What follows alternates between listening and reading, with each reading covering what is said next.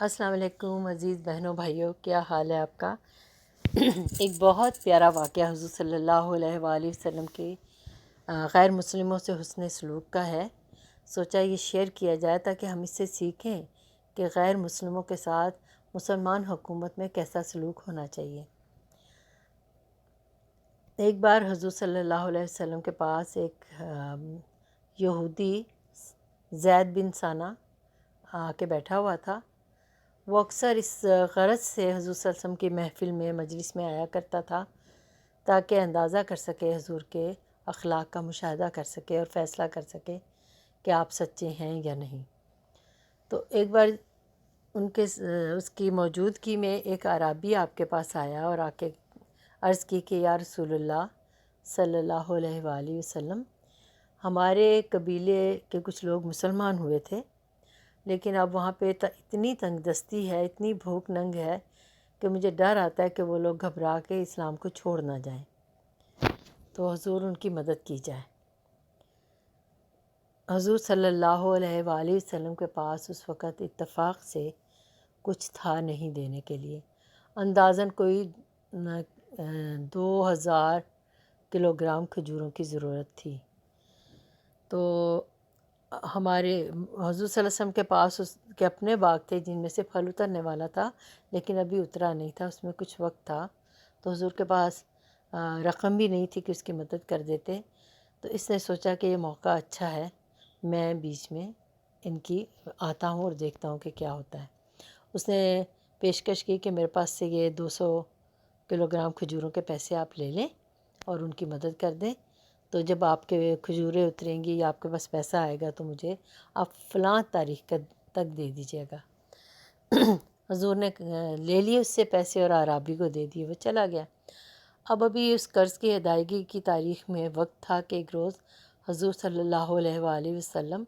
صحابہ کرام کے ساتھ، حضرت عمر بھی ساتھ تھے، جا رہے تھے کہیں کہ وہ یہودی آیا اور اس نے آ کے حضور صلی اللہ علیہ وآلہ وسلم کی چادر کو اتنے جھٹکے سے کھینچا کہ ایک تو تکلیف ہوئی حضور کو، اور دوسرا یہ ہوا کہ حضور کا کندھا جو ہے وہ نظر آنے لگ گیا۔ حضرت عمر کو سخت جوش آیا، بڑے غصے سے انہوں نے کہا کہ تیری یہ مجال۔ یہ بات میں ذکر کرنا بھول گئی کہ اس نے ساتھ میں حضور صلی اللہ علیہ وآلہ وسلم کو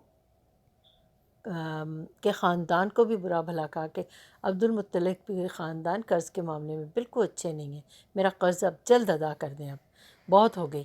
اور کافی باتیں کی جو کہ میرا جی نہیں چاہ رہا کہ میں ان کو دہراؤں۔ تو حضرت عمر کو سخت غصہ آیا، آپ نے کہا کہ دیکھ، اپنی زبان سنبھال کے بات کر، اگر مجھے حضور صلی اللہ علیہ وآلہ وسلم کی ناراضگی کا ڈر نہ ہوتا تو میں تمہاری گردن اڑا دیتا۔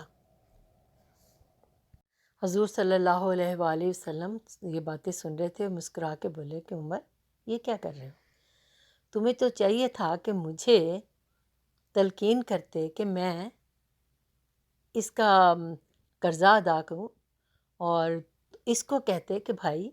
قرض مانگنے کا طریقہ یہ نہیں ہوتا جو تم کر رہے ہو۔ تو اب تم نے کیونکہ اس کو ڈرایا دھمکایا ہے، جاؤ اور بیت المال میں سے